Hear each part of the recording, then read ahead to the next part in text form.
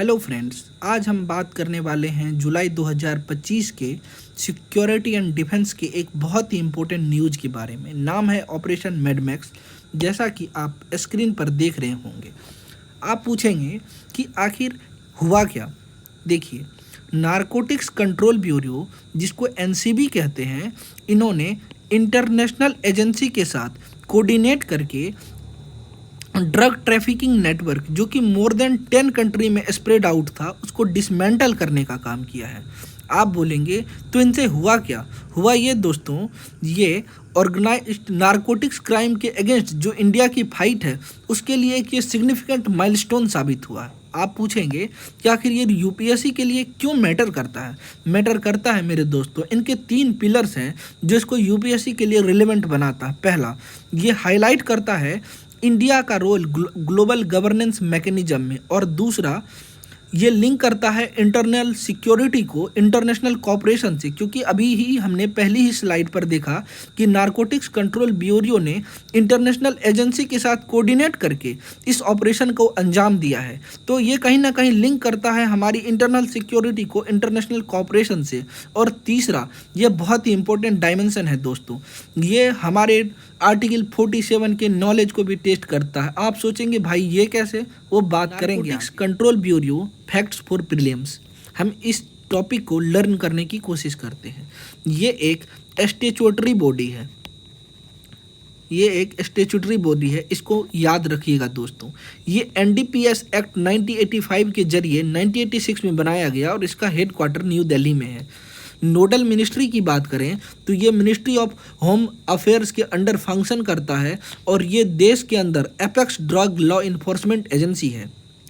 अच्छा दोस्तों, पहली ही स्लाइड में हमने कहा था ये हमारे आर्टिकल 47 के नॉलेज को टेस्ट करता है। तो चलिए बात करते हैं कैसे।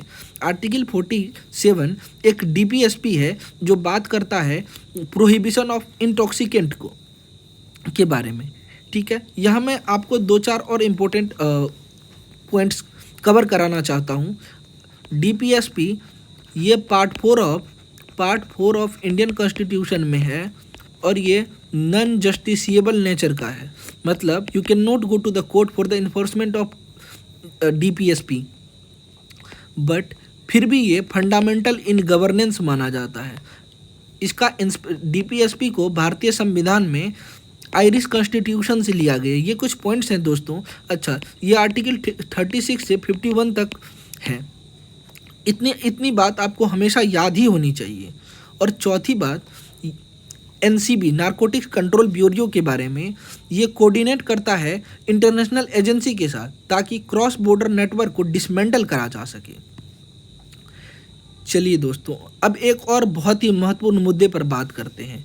India 3 major UN convention on drug control का सिग्नेटरी है। पहला, single convention on narcotic drug 1961, जैसा कि आप स्क्रीन पर देख रहे होंगे, और दूसरा कन्वेंशन ऑन साइकोट्रॉपिक सब्सटेंसेस 1971, तीसरा UN convention against illicit traffic 1988। इन तीनों कन्वेंशन का एम दोस्तों सिर्फ एक ही है, production, trade and trafficking of drug को कंट्रोल करना, रेगुलेट करना। पहला, single convention on narcotics drug 1961, ये फोकस करता है नेचुरल ड्रग्स लाइक अफीम, कोका एंड कैनबिस के बारे में, और ये इंश्योर करता है कि इनका कल्टीवेशन और ट्रेड स्ट्रिक्टली गवर्नमेंट के कंट्रोल में हो। इसमें एक 1972 में अमेंडमेंट किया गया था, 1972 में अमेंडमेंट किया गया था जो इस कन्वेंशन को और भी ज़्यादा स्ट्रॉन्ग बनाता है। दूसरा है दोस्तों convention on psychotropic substances act 1971। Synthetic drug और साइकोट्रॉपिक सब्सटेंसेस से, फॉर एग्जांपल एलएसडी और एक्सटी, जानते ही होंगे एलएसडी एक डेंजरस केमिकल ड्रग है जो इंसान को सपनों की दुनिया में ले जाती है पर असली दुनिया से तोड़ देती है। ऑन द अदर हैंड, आप एक्सटेसी के बारे में जानते होंगे कि ये एक केमिकल टैबलेट है जो इंस्टेंट प्लेजर तो देती है बट हमारे दिमाग और बॉडी दोनों को नुकसान पहुंचा सकती है। तो ये जो दूसरा कन्वेंशन है, इसको क्रिएट किया गया था ताकि मैन मेड ड्रग्स के कारण जो प्रॉब्लम रेज हो रही है उसको टैकल की जा सके। और तीसरा, UN convention against illicit traffic 1988, ये टारगेट करता है ड्रग ट्रैफिकिंग को, मनी लॉन्ड्रिंग को and misuse of chemical use to produce drugs. अब आप दोस्तों पूछेंगे कि क्या इसमें मेंस का भी कोई डायमेंशन है? बिल्कुल दोस्तों, बिल्कुल इसमें मेंस के भी पॉइंट्स हैं, मैं उनको भी हाईलाइट करना चाहता हूँ। Number 1, internal security linkage. देखिए दोस्तों, ड्रग ट्रैफिकिंग ये लॉ एंड ऑर्डर का इशू ही नहीं है, ये डायरेक्टली इंडिया की सिक्योरिटी को इम्पैक्ट करता है। दूसरी सबसे बड़ी बात, मनी जनरेट जो इस नारकोटिक्स से होते हैं ये ऑफन फंड करते हैं जम्मू कश्मीर और नॉर्थ ईस्टर्न रीजन में टेररिस्ट एक्टिविटीज़ को। और तीसरी सबसे बड़ी बात, ये हवाला नेटवर्क का यूज करते हैं इस मनी को लॉन्डर करने के लिए, जिसके कारण खड़ी होती है पैरेलल ब्लैक इकोनॉमी। आप देख रहे हैं दोस्तों nexus, drug, terror, illegal finance, कैसे ये नेशनल स्टेबिलिटी के लिए एक ग्रेव थ्रेट को पोज कर रहा है।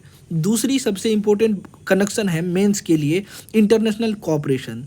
हम जानते हैं कि ड्रग ट्रैफिकिंग एक ट्रांजैक्शनल क्राइम है, it can not be tackled by one country alone. इसको अकेला कोई देश टैकल नहीं कर सकता है। इसलिए आप देखेंगे कि इंडिया एक्टिवली पार्टिसिपेट करता है multilateral fairs like INCB, international narcotics control board में। इंडिया ने बायलैटरल MOU भी साइन किए हैं, जैसे कि USA और रशिया से, ताकि इंटेलिजेंस शेयरिंग हो सके और साथ ही साथ कोऑर्डिनेटेड इन्फोर्समेंट करी जा सके। अब चलिए दोस्तों बात करते हैं गवर्नेंस एंड इन्फोर्समेंट चैलेंजेज के बारे में। आप जानते हैं कि इंडिया पोरस बॉर्डर शेयर करता है पाकिस्तान, बांग्लादेश, म्यांमार के साथ। ये एक मेजर ट्रांजिट रूट है ड्रग स्मगलिंग के लिए। देखा है कि NCB के साथ दो मेजर इशू है, इसके पास मैन पावर की शॉर्टेज होती है, साथ ही साथ टेक्नोलॉजिकल कैपेसिटी भी लिमिटेड है। इसलिए देयर इज अर्जेंट नीड कि modern tools like artificial intelligence, blockchain का यूज करा जाए, ताकि ट्रांजैक्शन को ट्रैक करा जाए, पैटर्न को आइडेंटिफाई करी जा सके और बेटर कोऑर्डिनेशन बना। तो चलिए अब चलते हैं वे फॉरवर्ड की ओर। सबसे पहला कदम, NDPS एक्ट को स्ट्रेंथन करने की ज़रूरत है, ताकि मॉडर्न चैलेंजेज को ये टैकल कर सके। दूसरा, कम्युनिटी अवेयरनेस कैंपेन बहुत ही एसेंशियल है, ताकि ग्रास रूट लेवल पर डिमांड को कम करी जा सके। तीसरा फोकस हमारा क्रिमिनलाइजेशन से हटकर रिहेबिलिटेशन की तरफ ले जाने की ज़रूरत है, ताकि ड्रग यूजर्स को विक्टिम की तरह ट्रीट करें। उसे सपोर्ट की ज़रूरत है, पनिशमेंट की नहीं। और फाइनली इंटर एजेंसी के बीच कोऑर्डिनेशन को बढ़ाने की ज़रूरत है, जैसे कि NCB, custom, state police and intelligence network, ताकि यूनिफाइड नेशनल स्ट्रेटजी बन सके। उम्मीद है दोस्तों कि ये टॉपिक आपको समझ आया होगा। अगर अच्छा लगा तो लाइक करें, शेयर करें एंड सब्सक्राइब करें। बहुत बहुत धन्यवाद। जय हिंद।